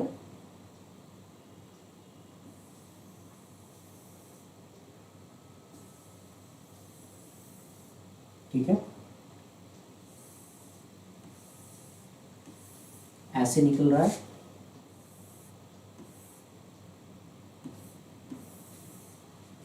ऐसे टच करना पड़ेगा इसको, तो मैं टच करवा देता हूं इसको, ठीक है, ऐसे, ठीक है। चलो अब तुम देखो, ये था ए, ये बी, ये सी, ठीक। सेंटर जो मैंने तुम्हें बोला कि इसको मैं कैपिटल R मान लेता हूँ, सेंटर O मान लेता हूँ, ठीक है, और इसको मैं स्मॉल r मान लेता हूँ, सेंटर इसका O डैश कर देता हूँ, ठीक है। अच्छा अब ध्यान से सुनना, तुम्हें अगर याद हो कि यहाँ से जब हम इसको कनेक्ट करते हैं ना सेंटर को, ठीक है, सीधे लाइन को रख के कनेक्ट कर देते हैं अगर, ठीक है, सीधे लाइन को रख के अगर कनेक्ट करते हैं तो ये जो एंगल है ना, ये एंगल, ये हाफ हाफ में डिवाइड हो जाता है। तो इसका मतलब हम इस एंगल की बात कर लेते हैं, ठीक है, हाफ हाफ में। तो मैं क्या करता हूँ ना, मैं इस एंगल को, ठीक है, तत्काल थीटा मान लेता हूँ। जैसे ही मुझे ये एंगल मिल जाएगा ना थीटा, तो थीटा का डबल करते ही मुझे ये पूरा का पूरा एंगल मिल जाएगा, जो कि हमारा सवाल है, ठीक है, यही हमारा क्वेश्चन है, ये ध्यान रखना। अब सुनते जाओ यहाँ पे करना क्या है। अब हम एक काम करेंगे, वैसे अगर इस सवाल को करने जाएंगे तो बेवजह हमारा टाइम जाएगा। मैं तुम्हें बता देता हूँ, अगर तुम किताब देखोगे ना तो वो उसने दिमाग खराब कर रखा है, ठीक है। ऐसी ऐसी चीजें लगा रखी है जो तुम्हारे काम का नहीं है, तो तुम्हें वो काम वो करना है जो मैं अभी सिखा रहा हूँ। देखो मैं क्या करूंगा अभी इसको कि मुझे यहाँ पे ये बता दिया गया है कि बड़े वाला जो सर्कल है ना, बिगर सर्कल, तो बिगर सर्कल का जो एरिया है स्मॉलर सर्कल का 9 टाइम्स है। मतलब एरिया ऑफ बिगर सर्कल है पाई आर स्क्वायर, ठीक है, जो कि 9 टाइम्स है स्मॉलर सर्कल के एरिया के। तो मैंने पाई पाई को जैसे ही काटा, मैंने पाई पाई को जैसे ही काटा, ठीक है, तो मुझे आर स्क्वायर आ गया 9 आर स्क्वायर, ठीक है, मतलब कैपिटल आर स्क्वायर आ गया 9 इंटू स्मॉलर आर स्क्वायर। तो आर मुझे क्या मिला यहाँ पे 3 आर के स्मॉल आर के इक्वल। तो आर कैपिटल आर मुझे मिला 3 स्मॉल आर के इक्वल।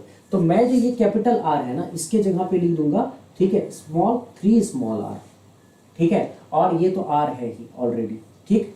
अच्छा अब यहाँ पे एक और चीज हम देखेंगे, हम क्या करेंगे कि हमें यहाँ से यहाँ तक का तो पता है कि ये आर है, और यहाँ से यहाँ तक का भी पता है कि ये आर है, इसका मतलब ये पूरा 2r है, और यहाँ से यहाँ तक का भी पता है कि हमको ये 3r के स्मॉल 3r के इक्वल है तो कैपिटल आर वही स्मॉल 3r। तो इसका मतलब इस प्लेस से लेकर इस प्लेस तक टोटल 5r हो गया, और इस प्लेस ये r हो गया, ठीक है। अब समझना मेरी बात को, मैं यहाँ पे क्या करने जा रहा हूँ कि इसको a से लेकर इस प्लेस तक को, इसको मैं नाम रख देता हूँ, सपोज ये नाम रख देते हैं और c रख दो, ठीक है, c रख लो, और इस प्लेस तक a से c तक को मान लेता हूं कि x है, ठीक है, a से c तक x है। तो a से o तक का जब लेंथ तुमसे पूछा जाएगा ना बेटा, तो ये क्या हो जाएगा x प्लस r, ठीक है। अगर a से c तक तुम्हारा x है तो a से o तक हो जाएगा x प्लस r। अब मैं क्या करने वाला हूं, मैं दो ट्रायंगल को चूज करने वाला हूं। कौन कौन सा? ये ट्रायंगल,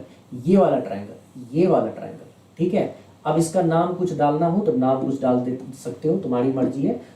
सी मैंने यहाँ डाल दिया, डी मान लो मैंने यहाँ रख दिया, ठीक है। तो चलो नाम डाल दो, ई और एफ डाल दो, ठीक है।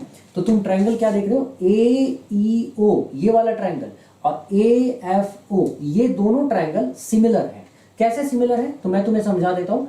ये एंगल देख रहे हो 90 डिग्री, ये 90 डिग्री, क्यों? क्योंकि टेंजेंट पे बना हुआ एंगल है, ठीक। अच्छा ये एंगल थीटा इस ट्रायंगल में भी है, और बड़े वाले ट्रायंगल ए एफ ओ में भी थीटा ही है, कॉमन है।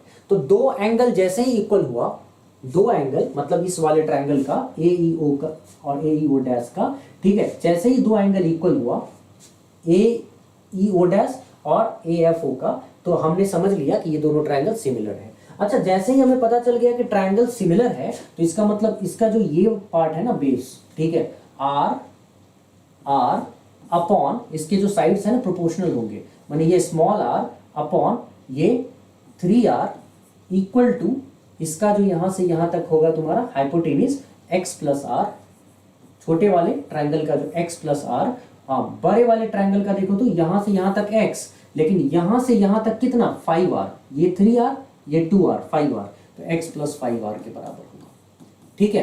ये कौन से ट्रायंगल की बात कर रहे थे हम लोग? तो ट्रायंगल, जब triangle A E O dash को और ट्रायंगल ए एफ ओ को हमने सिमिलर दिखा दिया, तो ये देखो तो r और r कट गया, तो बचा क्या 1/3 equal to x plus r upon x plus 5r। अब हमने क्या किया, इसको सॉल्व कर दिया। जैसे ही हमने इसको सॉल्व किया तो देखो तो क्या आ गया, ये आ गया तुम्हारा x plus 5r equal to 3x plus r. ये जो मैं तुम्हें सॉल्यूशन बता रहा हूँ, ये बहुत ही बढ़िया सॉल्यूशन बता रहा हूँ ताकि तुम उसको यूज कर सको, बेहतरीन तरीके से तुम इसका इस्तेमाल कर सकते हो, ठीक है। तो अब यहाँ पे मैंने क्या देखा, करते ही ये r इधर कर दो, x उधर कर दो, ठीक है। तो मैंने यहाँ पे क्या देखा कि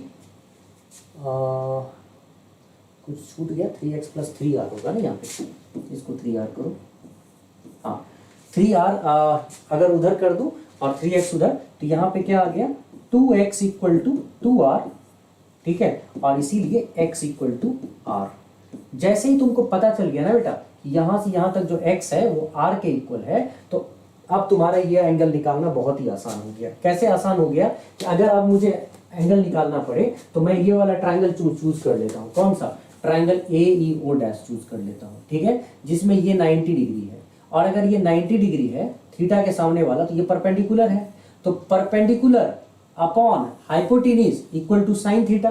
तो परपेंडिकुलर ओ ई क्या हो गया आर अपॉन हाइपोटेन्यूज, हाइपोटेन्यूज क्या हो गया यहाँ पे ए से ओ, ठीक है, ओ ई नहीं ओ डैश ई आर हो गया और हाइपोटेन्यूज हो गया ए ओ डैश, मतलब x plus r, x plus r मतलब एक्स प्लस आर मतलब एक्स आर के बराबर है, इसका मतलब 2r हो गया और इसीलिए ये इक्वल हो गया किसके साइन थीटा के, मैंने परपेंडिकुलर बाय हाइपोटेन्यूज किसके इक्वल हो गया साइन थीटा के। तो यहाँ पे x के बदले अगर मैं r लिख दूं तो ये क्या हो जाएगा, ये हो जाएगा r by 2r equal to sine theta और यहाँ पे r कैंसिल किया तो sine theta equal to 1/2, that's why theta equal to 30 degree. और बेटा अगर ये थीटा हमारा 30 डिग्री है तो हमको तो निकालने को कहा गया था इस एक पूरे एंगल को, तो डबल कर देते हैं ना पूरे एंगल को, इसका मतलब ये पूरा एंगल हमको क्या मिला 60 डिग्री और यही हमारा करेक्ट आंसर होगा।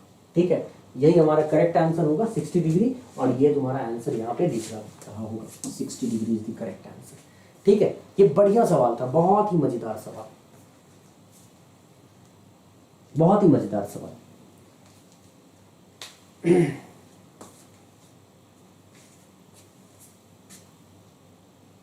ठीक है, बुक वगैरह में देखोगे ना तो तुम उलझ जाओगे, ठीक है, लेकिन ये सब मैं तुम्हारे लिए खुद से खोजता हूँ, खुद से इसका सॉल्यूशन बैठ के निकालता हूँ और तब जाके तुम्हें, मैं तो समझाने में इतना टाइम ले रहा हूँ, तुमको उतना नहीं लेना है, तुमको फटाफट करना है। ठीक है, तुम्हें तो ये सब काम एकदम स्पीड में करना है। ठीक है, चलो आगे बढ़ते हैं। ठीक है, हाँ 37 नंबर क्वेश्चन को देखो, ये भी सवाल है। AB and CD are parallel chords of a circle 3 centimeter apart. If AB equal to 4 centimeter, CD equal to 10 centimeter, then what is the radius of the circle? AB and CD are parallel chords of a circle 3 centimeter apart. If AB equal to 4 centimeter, CD equal to 10 centimeter, then what is the radius of the circle? क्या होगा radius circle का?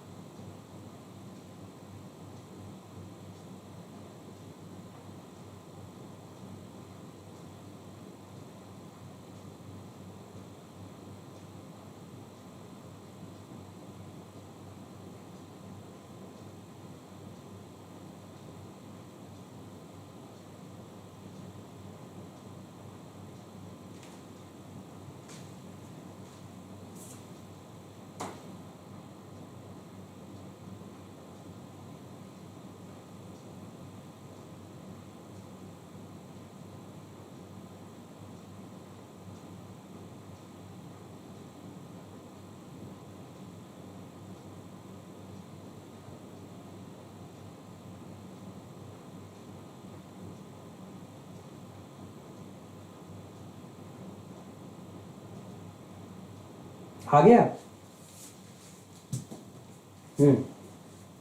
चलो देखो, AB and CD are parallel chords of a circle 3 centimeter apart. ठीक है, अभी क्या हो रहा है, मैं यहाँ पे एक सर्कल बना रहा हूँ, ठीक, अब इस सर्कल में ये देखो, अगर मैं एक सर्कल बना रहा हूँ तो AB और CD parallel chords of a circle 3 centimetre apart कह रहा है, मतलब अगर मैं मान लो AB एक कॉर्ड कहता हूँ और दूसरा मैं CD एक कॉर्ड कहता हूँ, ठीक है, और ये 3 सेंटीमीटर अपार्ट कह रहे हैं, तो CD अगर 10 सेंटीमीटर का हो और AB 4 सेंटीमीटर का हो, तो यहाँ सेंटर से मैं क्या कर रहा हूँ ना, सेंटर से इसको कनेक्ट करूंगा, परपेंडिकुलर खींचूंगा, तो ये कंफर्म हो गया कि ये अगर मान लो कि ये O है और यहाँ पे मैंने इसको M कहा और यहाँ पे मैंने N कहा, तो ये कंफर्म हो गया कि CD अगर 10 है तो MD क्या हो जाएगा 5 सेंटीमीटर, ठीक है, 5 हो जाएगा, और ये AB अगर 4 है तो NB क्या हो जाएगा 2 सेंटीमीटर हो जाएगा, मतलब इस बात को हमको समझ लेना है, 2 सेंटीमीटर हो जाएगा। अच्छा, अब हमको क्या पूछा जा रहा है, 10 centimetre. Then what is the radius of the circle. अगर मुझे रेडियस ऑफ द सर्कल निकालना है ना बेटा, तो मैं इतनी मेहनत नहीं करना चाहूंगा। अगर radius of the circle, if we have to find out the radius of the circle, तो इतनी मेहनत करना मतलब उचित नहीं लग रहा है मुझे। मैं क्या करूंगा, इसमें बड़ा ही आसान तरीके से इसको सॉल्व कर डालूंगा। कैसे जानते हो, मैं ऑप्शन का इस्तेमाल करूंगा। कैसे ऑप्शन का इस्तेमाल करूंगा, तो देखना, अब मेरी बात को समझना। अगर मुझे रेडियस चाहिए तो मैं ओडी को कनेक्ट करता हूं, ठीक है, यही रेडियस चाहिए। अच्छा, अगर मैं ओडी मानता हूं कि रेडियस मेरा 7 सेंटीमीटर है, ठीक है, मानता हूं, चलो मैंने 2 सेकंड के लिए मान लिया कि रेडियस 7 सेंटीमीटर है। अब एक बात बताओ, अगर रेडियस 7 सेंटीमीटर है, मतलब ये 7 सेंटीमीटर है, तो इसका मतलब ये हाइपोटेन्यूज 7 सेंटीमीटर हुआ। और अगर हाइपोटेन्यूज बेटा 7 सेंटीमीटर है, ठीक है, हाइपोटेन्यूज हमारा 7 सेंटीमीटर है और यहाँ बेस 5 है, तो 7 का स्क्वायर 49, 5 का स्क्वायर 24, तो 49 में सॉरी 5 का स्क्वायर 25, तो 49 में अगर मैं 25 माइनस कर दूं तो मुझे जो OM मिलेगा वो होगा √24, ठीक है, √24। और अगर ये √24 हो जाएगा तो यहां से यहां तक √24 और यहां और ऐड करोगे तो 3। देखो ध्यान से सुनना, ये 3 और ये √24 मतलब अप्रोक्सीमेटली ये कहीं ना कहीं 5 के बराबर हो गया। समझना मेरी बात को, अच्छे से समझना। अगर √24 ये आ जाएगा तो अप्रोक्सीमेटली ये 5 के बराबर होगा। पूरा 5 नहीं होगा, 5 के बराबर होगा। और यहां से यहां तक 5, तो इसका मतलब O से N तक कितना, 5 और 3 8, ठीक है। अब तुम देखो, रेडियस को ही तुम 7 सेंटीमीटर माने हो और यहां से O से N तक ही ये 8 सेंटीमीटर के आसपास पहुंच चुका है अप्रोक्सीमेटली। तो इसको और आगे ले जाओगे तो ये तो 8 से भी ऊपर चला जाएगा, है ना। तो इसका मतलब ये जबरदस्ती हम लोग इसको मानने का प्रयास कर रहे हैं। ये तो मानने का कोई मतलब ही नहीं बनता है। 7 सेंटीमीटर को यहां से हटा दो, ये नहीं हो सकता है, ठीक। दूसरी चीज सुनो, अगर मैं √19 लेता हूं यहां पे, संभव है क्या, √19 की जो वैल्यू होगी वो कभी भी 5 से ज्यादा नहीं हो सकती है। वो 4 से ज्यादा है, ठीक है, लेकिन 5 से नहीं। इसीलिए माय मिस्टेक, हाँ ठीक है। तो एक्सक्यूज मी, तो यहां पे ये चीज देखना कि √19 ये इसलिए नहीं हो सकता है कि √19 की वैल्यू 5 से कम है, और अगर ये बेस 5 है तो हाइपोटेन्यूज कभी 5 से कम हो ही नहीं सकता है। तो ये तो गया काम से, इसकी भी जरूरत नहीं थी। अच्छा, √29 मान लेते हैं हम, इसको मानते हैं कि यहाँ पे √29 है। अच्छा, हाइपोटेन्यूज अगर √29 है तो √29 का स्क्वायर 29, 5 का स्क्वायर 25, 29 माइनस 25 इज 4, और 4 का रूट कितना, 2। इसका मतलब ये कितना आ गया, 2 सेंटीमीटर, ठीक है। OM आ गया 2 सेंटीमीटर। अच्छा, अगर OM आ गया 2 सेंटीमीटर, सुनना मेरी बात को, OM आ गया 2 सेंटीमीटर और MN हम के बारे में बता दिया गया है कि 3 सेंटीमीटर अपार्ट है, मतलब 2 कॉर्ड्स 3 सेंटीमीटर अपार्ट है। इसका मतलब यहां से यहां तक 5 सेंटीमीटर का डिस्टेंस ON तक। और अगर ये ON तक 5 सेंटीमीटर का डिस्टेंस, तो O से B तक अगर मैं कनेक्ट कर देता हूं, ठीक है, O से B तक ये 5 सेंटीमीटर और ये 2, तो 5 का स्क्वायर और 2 का स्क्वायर 25 और 4 29 का रूट, मतलब OB आ गया फिर से √29। इसका मतलब √29 दोनों कंडीशन में हमको मिल रहा है। मैंने √29 यहां माना था तो यहां भी √29 मिल रहा है। इसका मतलब √29 ही करेक्ट आंसर है, ठीक है। इस पे ज्यादा और कुछ सोचने की जरूरत नहीं है। √29 will be the correct answer, ठीक है। आई होप तुम्हें समझ में आ गई वो चीजें।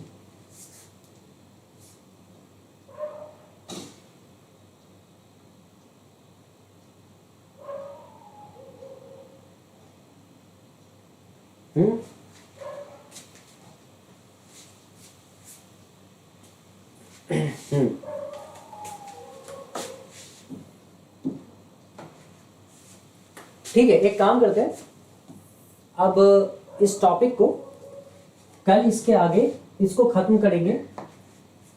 वैसे तो सर्कल को आज खत्म करने के बारे में सोच रहे थे, लेकिन अभी काफी क्वेश्चंस है जिसको हम लोगों को करना है। तो हम एक काम करेंगे, कल सर्कल को कंप्लीट करके क्वाड्रिलेटरल्स पे एंटर करेंगे, क्वाड्रिलेटरल्स एंड पैरेललोग्राम। ये 38 नंबर क्वेश्चन से लेकर आगे जो भी है उसको कंप्लीट करेंगे हम लोग। 4-5 और क्वेश्चंस होगा जिसको हम लोगों को यहाँ पे कंप्लीट करके निकलना है ना।